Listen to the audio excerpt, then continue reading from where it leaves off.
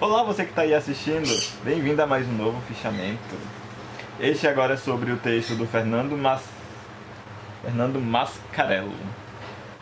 Fernando Mascarello, do livro dele, A História do Cinema Mundial, onde eu vou falar aqui sobre os capítulos 8 e 9, que são sobre o neorrealismo italiano e o Nouvelle Vague. E eu espero que vocês gostem. Então, o neorrealismo italiano, vamos começar por ele, claro. Ele se trata da parte pós-guerra do cinema moderno, onde o cinema era usado de uma forma política e ele era bastante censurado nessa época pelos democratas cristãos. Algo que aparece aqui no texto como censura até de premiação, jurados comprados, essas coisas.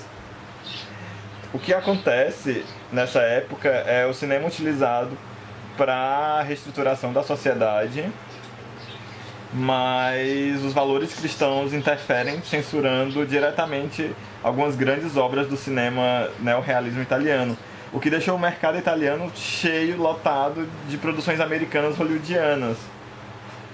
Só que, graças a diversos filmes exibidos internacionalmente, como Roma, Cidade Aberta, O Sol Ainda Se Levantará e Um Dia na Vida, foi visto que a cultura do neorrealismo era bem aceita pela população diversa.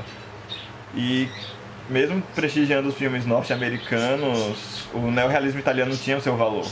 Os filmes neorrealistas italianos não conseguiam ficar no top da bilheteria. Eles ficavam entre terceiro, quarto, quinto, décimo, chegando a uma temporada onde eles não ficaram nem nos top 10. Muitos outros filmes do neorrealismo rosa, contra-realismo, como eles chamavam, ficavam nesses tops. Mas era preciso uma reforma contra essa censura feita pelo governo para que o cinema nacional tivesse um apoio maior do que a exibição dos filmes hollywoodianos. Por volta de 1950, nós entramos na discussão de o que vai ser o neorrealismo. Muitos autores, como Zhdanov, vou deixar o nome aqui porque eu realmente não sei como é que se pronuncia esse nome, ele idealiza o realismo socialista, e mais pra frente, isso é em 34 ainda, viu? Mais pra frente você vai encontrar a distinção entre cinema objetivo, ou neorrealismo, e cinema crítico, realismo. E a decadência do neorrealismo pela não aceitação, pelo dogma cultural já imposto pela sociedade. Então, acho que todo esse fator da censura, da democracia cristã, dos outros partidos, influenciou bastante na queda e decadência do neorrealismo, por ele não ter sido aceito na sociedade.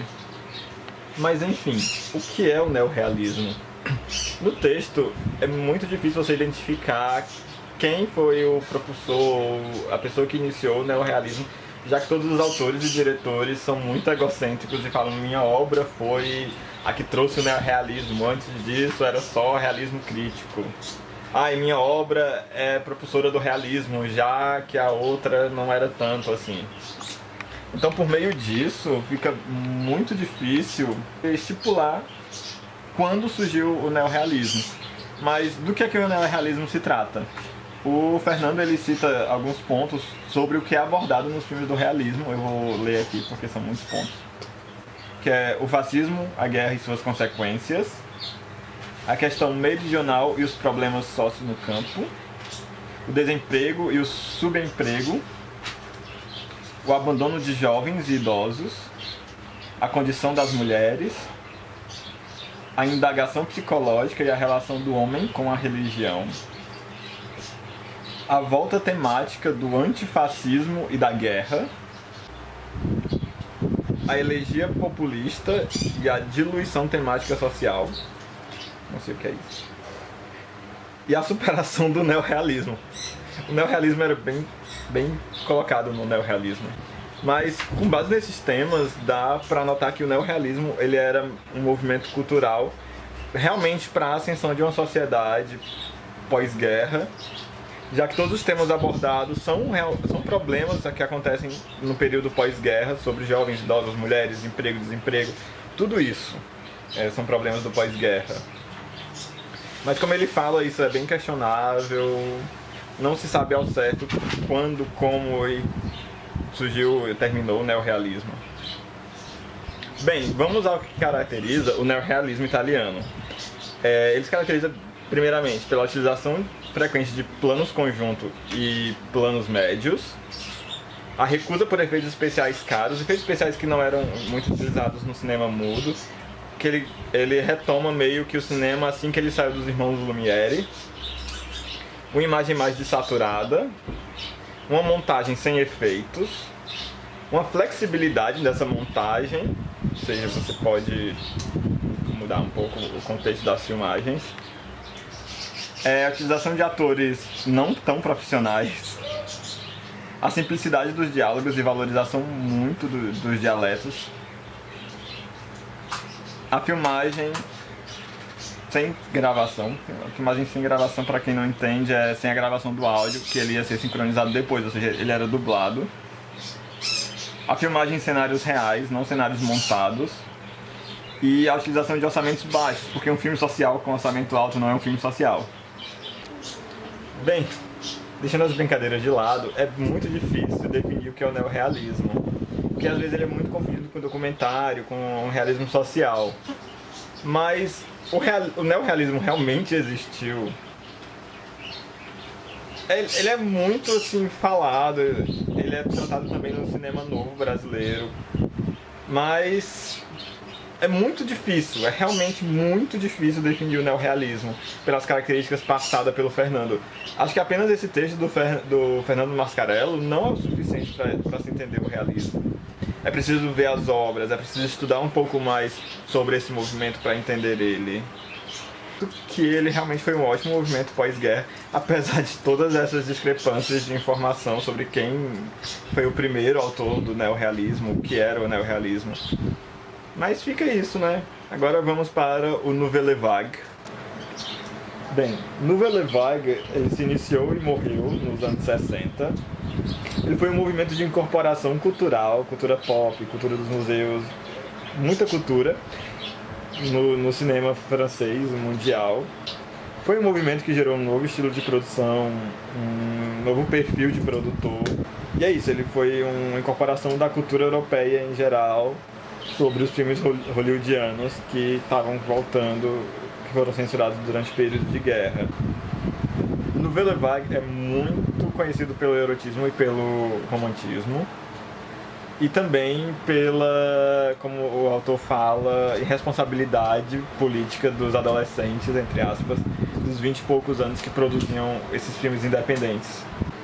Também citados aqui como filhos do Holocausto, filhos da guerra, porque é realmente pessoas que nasceram no pós-guerra, durante o período de guerra, e estariam fazendo seus 20 anos nessa época. Bem, o Nouvelle Vague, ele foi um movimento realmente para experimentar, para ver, mudar o paradigma atual do cinema. Ele é feito por essas pessoas de 20 e poucos anos que adoram experimentar, que queriam ver o que eles conseguiriam fazer nesse período de cinema novo, que já estava se espalhando pelo mundo, cinema novo Brasil, né, o realismo italiano, foi tudo isso nessa mesma época. E era isso, eles queriam pegar o que eles tinham e fazer diferente.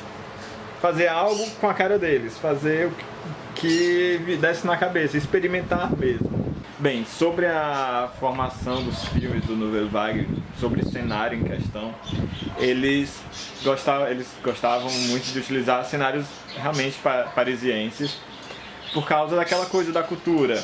A França é muito fechada culturalmente, ela não queria aceitar a cultura inglesa, a cultura americana, então eles utilizavam dos ambientes europeus, dos ambientes parisienses, para expressar essa cultura deles. Assim como o neorrealismo, a Nouvelle Vague valoriza muito a linguagem não coloquial, o dialeto, a linguagem mais informal, por assim dizer. E a Nouvelle Vague, ela tem duas fases bem distintas, que é a fase da concepção das ideias, dos cineclubes, da parte que é estudado o cinema tradicional, para poder quebrar ele. Porque você precisa entender como o cinema funcionava para poder quebrar as regras e fazer algo novo. E a segunda fase, que é a fase da criação realmente dos filmes, que é a fase de experimentar e ver se essas quebras de regras estão servindo. É com o fim da nouvelle arte, do neorrealismo, pelo meados de anos 60, e o final também do cinema novo. Ainda há, hoje em dia, muito do nouvelle arte nos cinemas cults, no cinema arte, né? Filmes que você considera filmes artísticos, filmes cults, sempre tem aquela pontinha do nouvelle vague. Aquela pontinha do nouvelle vague. Então é isso, se gostou, deixa seu like, se inscreve e até o próximo, que vai ser o fichamento 4, eu acho. Esse é o 6, eu não tenho ordem.